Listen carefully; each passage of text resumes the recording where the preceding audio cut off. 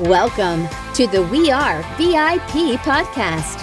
Each week, your host, Casey Hasten, Director of Recruiting at VIP, will bring you valuable insights from thought leaders, introduce you to incredible companies, and bring you tips for landing your dream job from our team of executive recruiters at VIP. And now, Casey Hasten. Hey everyone, welcome to the We Are VIP podcast, a podcast devoted to adding value to your client and candidate search. I'm your host, Casey Hasten, Executive Recruiter, Director of Recruiting with VIP, and your all-around hiring guru. Today, joining us on the show, I'm so excited because this is kind of the lady I give credit to for getting everything started with me, or really just putting that oomph underneath me. Lea Woodford is the CEO of the SmartFem Media Group, a multimedia marketing and digital company with its own award-winning digital magazine and 3 shows airing internationally. Lea is passionate about making a difference for women and created her own magazine to bridge the online community with the local community and lead, share, and empower. Lea, my friend, thank you so much for being here today. Wow, Casey, I'm so excited for you. So happy to see your success. Congratulations. Thank you so much. And I know that you and I had a conversation before the summit, and I swear, the day that I went to SmartFem Summit and I walked up and saw you, I was like, I wanted to cry. I felt like I'd known you my entire life. And it was such an amazing experience. So thank you for doing that on behalf of all women.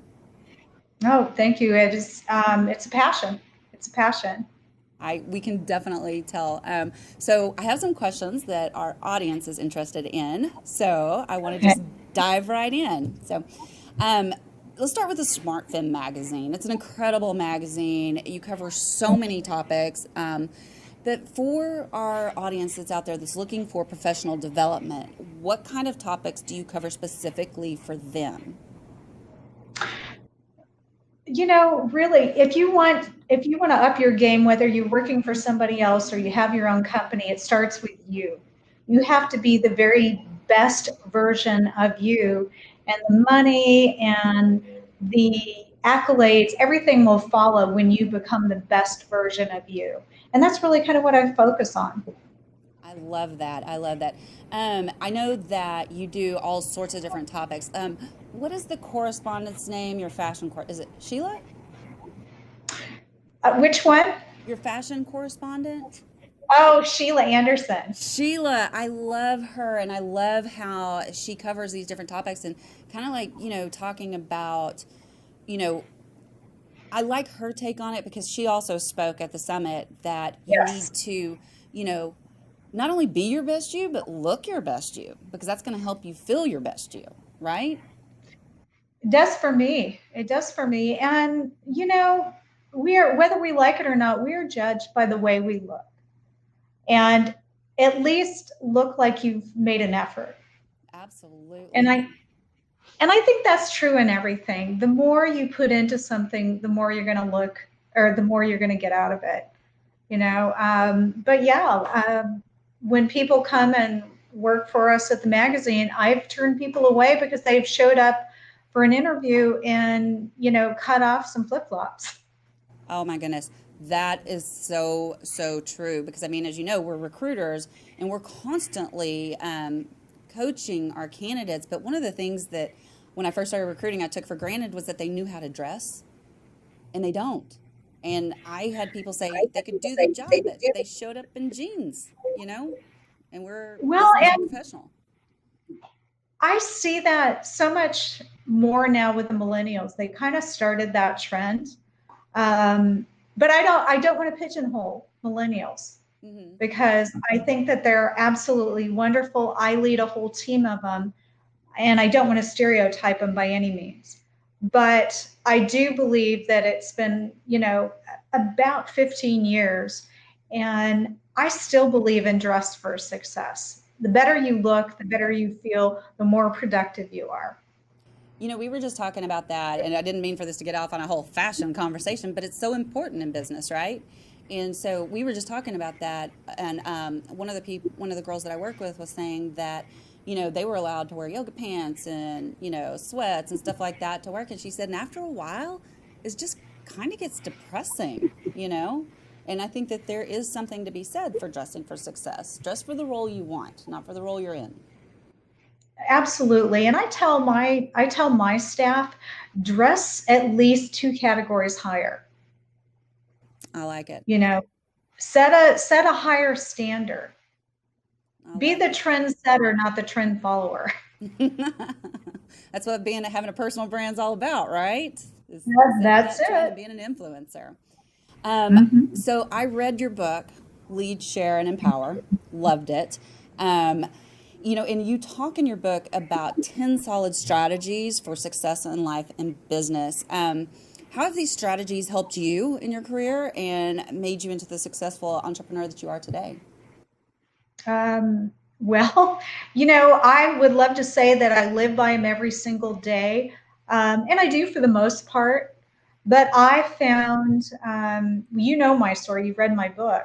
I was dealing with cancer, disfigurement, divorce, and loss of income all at And once. I think it's important to say that when you were dealing with that disfigurement, weren't you on TV?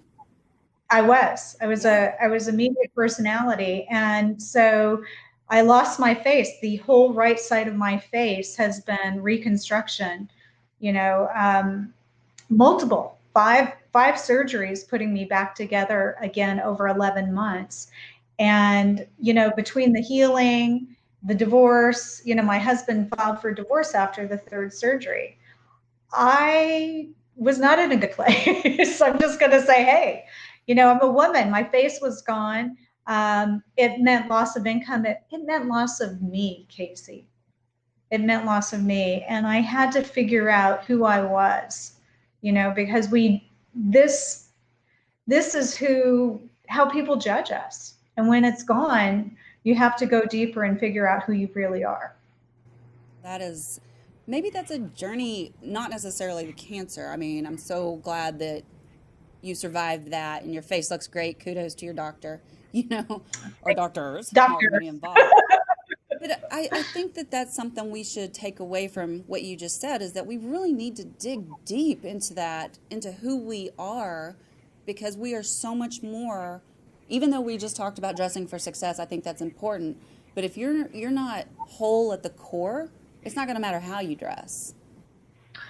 It's so true. And when you really are centered and you know what your core values are, everything, like I said initially, the better, the more in touch you come with the best version of you, it just spills out financially, it spills out in your relationships.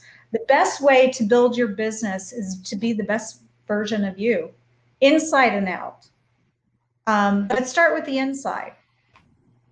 And live your values, for sure. You have to. I always, when I'm talking to my team, I'm like, and I'm very big on relationships. And I'm like, build those relationships first. Your candidates and your clients need to trust you. They need to know that you're there for them, not there just to make a dollar. The dollar will follow, but build that trust, and it'll be 10 times more than if you just go straight for the dollar. It's so true. And, and I talk about this a lot. You have to build the value up front and you have to invest in the relationship. The money's always going to come on the back end. But if you do what you say you're going to do and really create value for the other person, you will always make money. Absolutely. I think you and I have a very common friend in Jerry Acuff, who has also Oh, been on isn't the he show. wonderful? Oh I yeah, love him. and I liked your podcast with him too. Big girl shoes, And for Yeah, those of you yeah. who don't know Leah, she's about 5'2", Five. 5. She is 5 feet Five, tall. six with my shoes. She has this amazingly big presence, and then you meet her in person, and you're like, wow, you have a big personality, but you're teeny tiny. So I love that he called it, I got it, the big girl shoes. Once I met you in person, I was like, that's pretty clever, Jerry, pretty clever. But he talks about that all the time. You lead with value, you build that relationship. Do not look at it like you're just trying to make a quick dollar, because if you do that, you're gonna damage that relationship from the very beginning. And I think, now, go ahead. I was going to say, have you ever, and I know you've experienced this, we all have, where we feel pressured by somebody and we may buy from them, but we resent it because they convinced us Yes. versus influencing. There's a difference between influence and convincing someone. Convincing someone is coercion, really. You're bullying somebody. And it's really short-term gain, if you gain at all.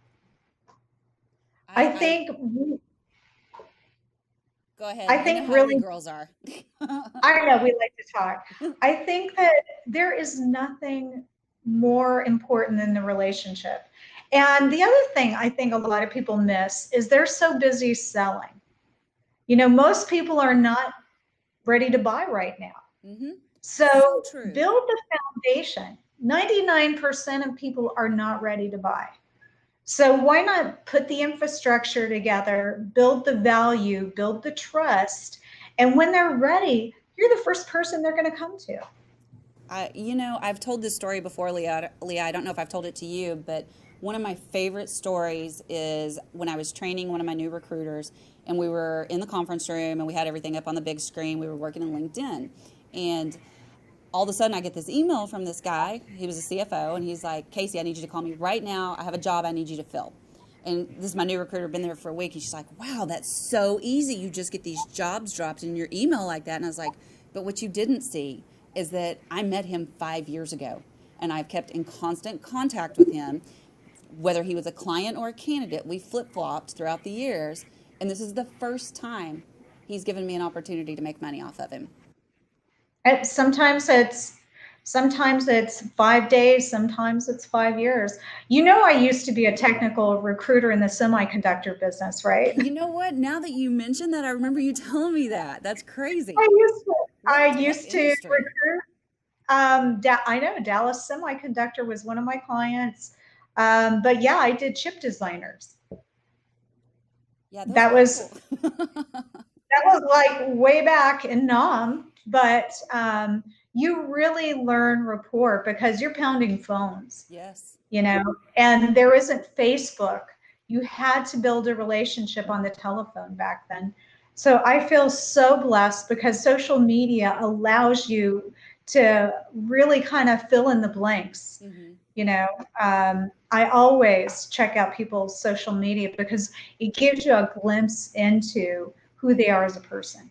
Oh my God. I'm so glad you brought that up. Remember, we were talking before we came on air that I did several news interviews last week. It was all over social media and about how Yeah. candidates or job seekers are starting to eliminate some of their or go and delete some of their photos.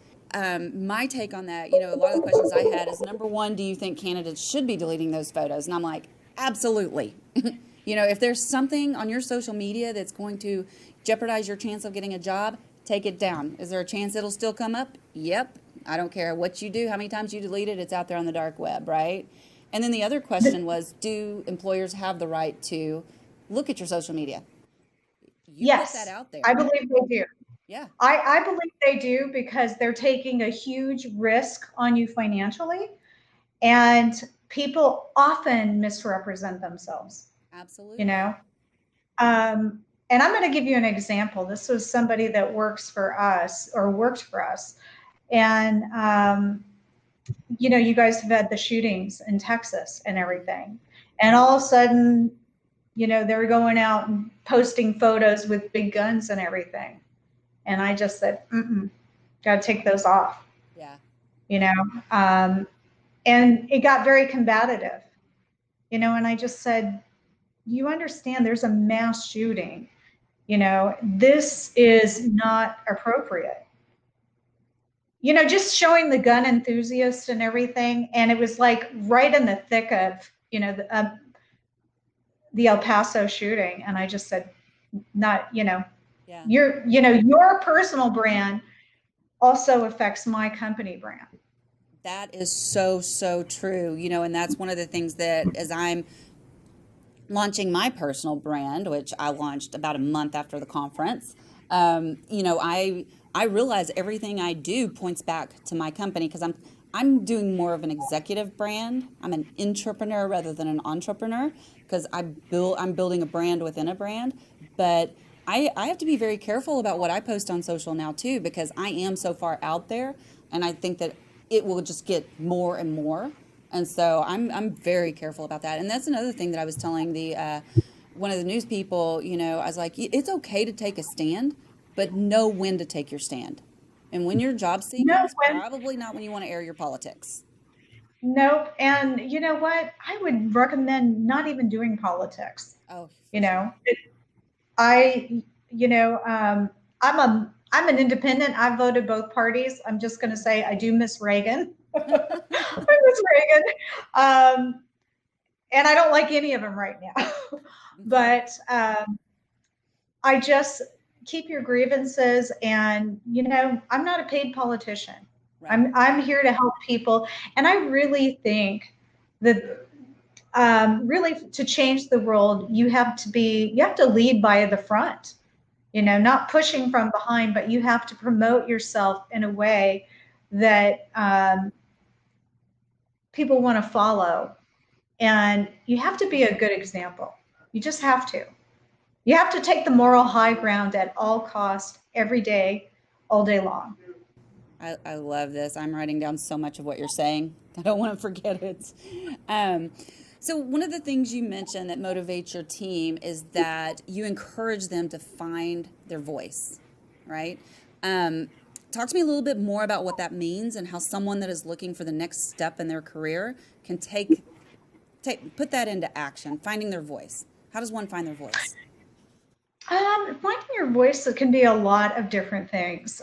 For my team, I encourage them to, and I'm just going to be really honest with Hmm. you. Like Stacia she came to us and said, I only want to write about fashion. I said, we're a postmodern feminist magazine. You're going to have to learn a little bit about feminism. And she found out she loved it so much, she changed her thesis from fashion to feminism, and now she's up in New York, assistant editor at Redbook, but writing about feminism. That is amazing. I did not know that. When did she move to New York? Oh gosh, it's been a couple years now. Okay. But I get to be a fairy godmother to these girls with dreams, and I take that very seriously. Um, it's the thing that I love more than being on television, interviewing the people. It's watching and mentoring these young women and watching them achieve amazing things and watching the people transform in my SmartFem Summit. I mean, you transformed after the summit. I was I like a mean, caterpillar to a butterfly. that's the juice that keeps me going. And that's what tells me that I'm on the right track. Oh, for sure. You know, For sure. I love that. And that's not something money can buy. You know, the money comes when you create value. Absolutely. But I learned a really long time ago, I'm good at certain things. I'm not good at everything. And I love to partner with people that are the experts, the rock stars. And I don't have the ego. I don't need to be in front of everything. I don't need to have my hands on everything. I want to support the people that are rock stars and that, so that my audience, gets the best of everything. I want to talk about, I'm kind of going off script here. I do have some more questions for you, but I want to talk about that summit because that summit, and I think you have to be ready for it. I don't think everybody that walks in there is going to have that transformation, but I was just like right there on the edge. And I mean, that was the push, the nudge I needed. But there were some amazing people there that, Lisa Guerrero was there, Jen DeVore Richter, she used to be the director of marketing for NASA. I mean, we're not talking about fly by night people. We are talking about No, some real heavy hitters that are teaching you, that are right there. You can touch them, you can hug them. So, and I understand you've got a lot of the lineup for next year's SmartFem Summit as I well. do. I Oh, do. can you give us a sneak peek? Yes, I will be happy to share. I was blessed enough to interview Jack Canfield, author of Chicken Soup for the Soul. That just gives me And chills. I know, me too. Yeah. And I read that book when I was going through my cancer again, because that book was published in 1992, and I was Yes. going through all of this in 2010. And I was reading that book over and over and over again. And he signed it for me. I wish I So got my book of yours so I could hand him out a signed copy of your book. That is so awesome, though. what I didn't know is Patty Aubrey has been working with him. She's the president of his company, and she's actually the one that pushed and got them off the ground. And she's been with him for years. And he gave her credit and said, she's the one who really launched the whole chicken soup. And she's been with me for years. And I was fortunate enough, I actually had a follow-up conversation with her last week. She's going to be speaking, and we're going to be doing a joint venture together for women. And I'm super excited because this woman has built multi-million-dollar brands for men. And she loved our studio, loved our hangar, and the whole summit idea. And we're going to partner together. And I'm super excited. I'm getting to interview her. She's going to be on our stage. She's going to be in our new magazine. I started another magazine. Jack Canfield on the next one. But it's funny because the summit was kind of a side hustle passion, and it's becoming a full-time passion now. I love it. And the whole SmartFem is kind of evolving with the summit because of the people that, I'm meeting and interviewing. They're just changing the dynamics and the velocity faster than you can imagine. And it's just so fun. Well, is Lisa Guerrero going to be there this year? She's not going to be there this year. She's too busy keynote, isn't she? Well, she's also started a YouTube channel, and she is the lead investigator on I'm brain dead. Inside Edition. Yeah. She'll kill me when she sees that or hears that. But she's a busy girl, and her YouTube channel, she launched it at the summit, and now it's taken off. She is so busy. So she's speaking, she's filming like 6 days a week for Inside Edition, and she's doing her own YouTube channel. But she said she would come back. Well, I just not this year. I don't know if her speech is up on YouTube anywhere, her Be Brave speech, but I would highly encourage all women to go find Lisa Guerrero, Be Brave, because that was just amazing, inspiring. I bawled, I'm not going to lie, and I don't cry easy. So it was definitely one worth taking some time to go listen to. One of the things that I love about her and all of our speakers is they're all approachable. Yeah. Absolutely. They're not on a pedestal somewhere. You actually have access to them. You tweet or you Instagram Lisa or Facebook her, she's going to respond back. And I love that. I emailed her the other day with a potential lead for her. And I mean, she emailed me right back, and I was like, I'm going to give your information to this person. And if it works out, it works out. I mean, I'm not pushing it because, there could be some repercussions there for somebody. And so I'm out. I'm sending her to a speaker bureau. I had a meeting today with Chris Widener, who worked with Jim Rohn, and Zig Ziglar. And he's a big time speaker, and he has a speaker bureau. And I'm sending him Lisa's info because he only works with people that are just, well known and are really established. But he will book her everywhere. That is so. Just a FYI, I'm going to give a sneak peek of an upcoming podcast. We have Zig Ziglar's son coming on here, Tom Ziglar.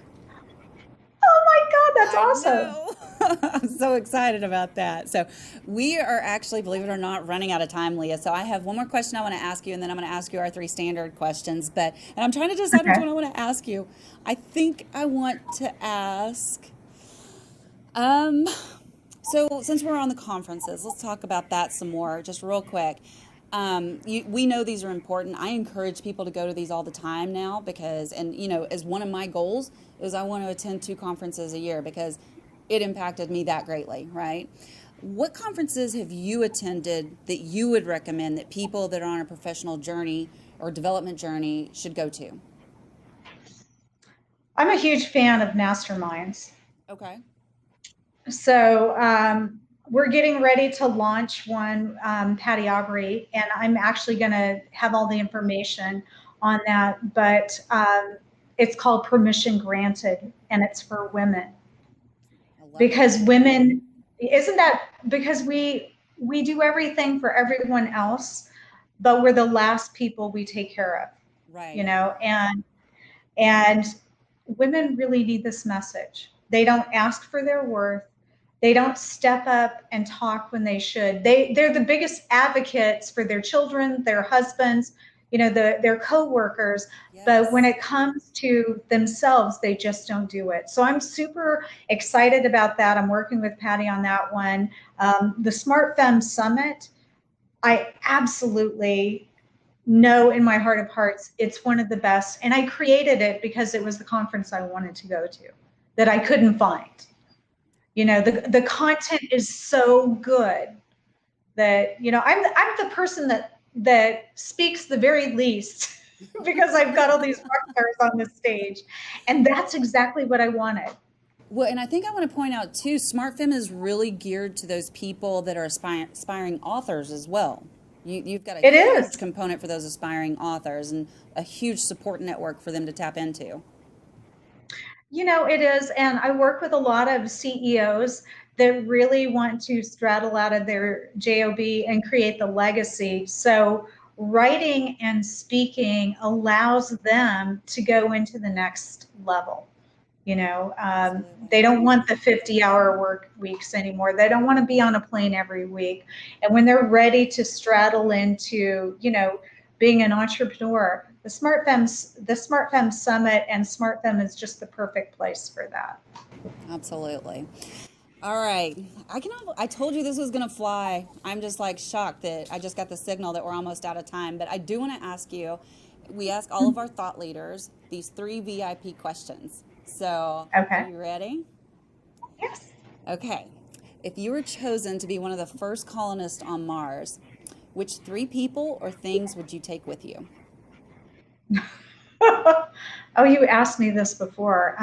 You know, I would take my husband. You got to take because I got to take him. First of all, he's a tech wizard. He can fix anything.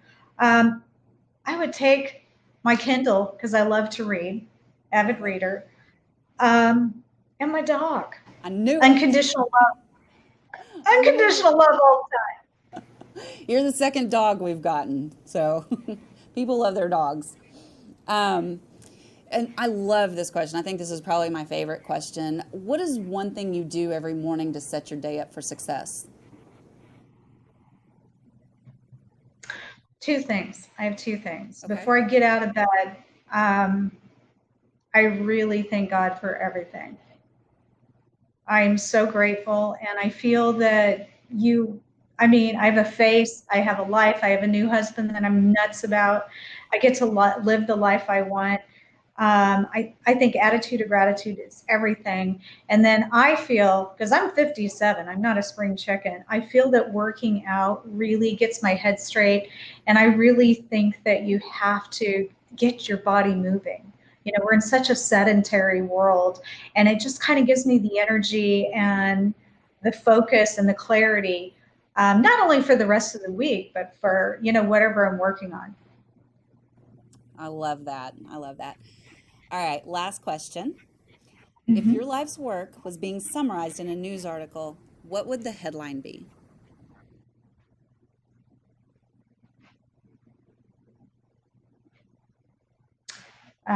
There are fairy godmothers. Oh, I love that. I love that. And you know what? At some point, somebody was a fairy godmother to you. And so I love that Yes. you're turning that around and being a fairy godmother to others. That is so awesome. Leah, how do people find you, connect with you? What's the best way to get in touch with you? You know, they can hit me up on social media, Lea Woodford, Lea, no H, Woodford. Hit me up on Facebook, Instagram, Twitter. I don't do so much, but I have it. You know, I'm on all social media, but check out SmartFem. SmartFemNetwork.com you'll get all the information about our new magazine and the summit. I love it. I love it. Lea, thank you so much for being a guest today. You have always, okay, I got to say this. One of the things that I use all the time now, and I totally give you credit for it, is get your ask in gear. Isn't that powerful? My dad used to say that to me when I was a kid. I love it. And so now I'm just like, I'm just going to get my ask in gear and I'm just going to ask, So I'm just going to say, aren't you amazed though? When you ask, most of the time you get it. Yeah. It's like, there's nothing to be afraid of. Just go up and ask. The worst they can do is say no. I asked Jack Canfield for an interview and he said yes. And I interviewed him. That is so, and Alice Cooper. Come on. And Alice Cooper and Aaron Brockovich, who I saw again last week.